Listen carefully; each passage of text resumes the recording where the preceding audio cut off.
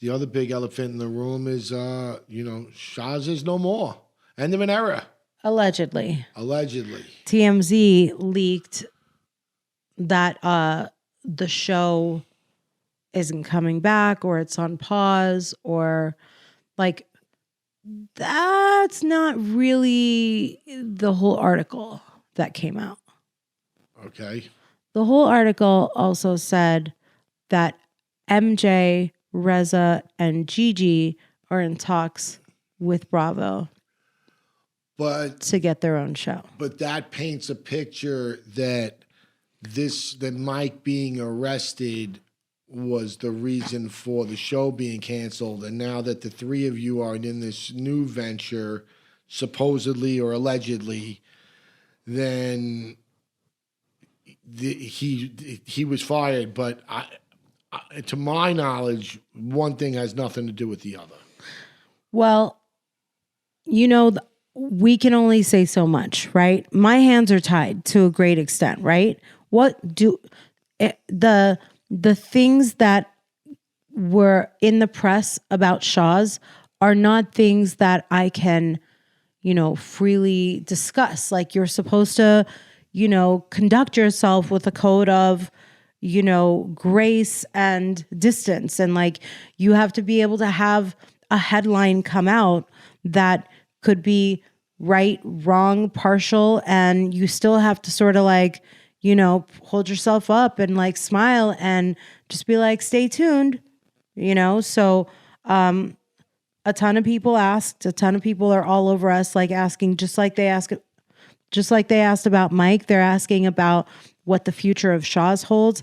And that is truly something that only Bravo knows, because they are the candy. What's the candy shop? Like they're the candy man. They decide. It's their show. Yeah. They decide what are they going to do? When are they going to do? Who are they going to do it with? Are there certain people that aren't coming back? Are we coming back in a different capacity? All these rumors are out, and I don't believe that Bravo ever puts out press releases like that, because I've never seen it, and I've watched Bravo since the days of Jack Lipton. So I do really think and believe, if anyone would know, you would know. Hell yeah. Yeah. Absolutely.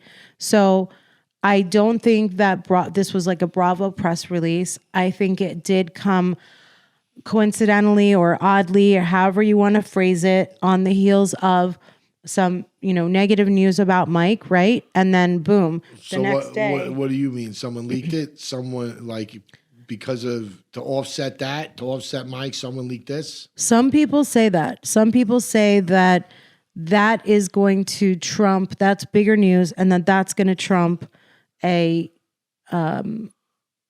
negative thing. Like, this is like a bigger thing. It's kind of like Pete Davidson and Kim K trying to trump and control the narrative in media by having like a pregnancy announcement. It's like anything that will overshadow and eclipse another headline is all because like people just sent each other screenshots of TMZ.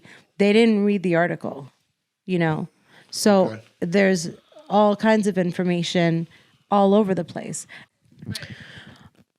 All right, so pretty much every single person I know saw the TMZ report this week about Shahs.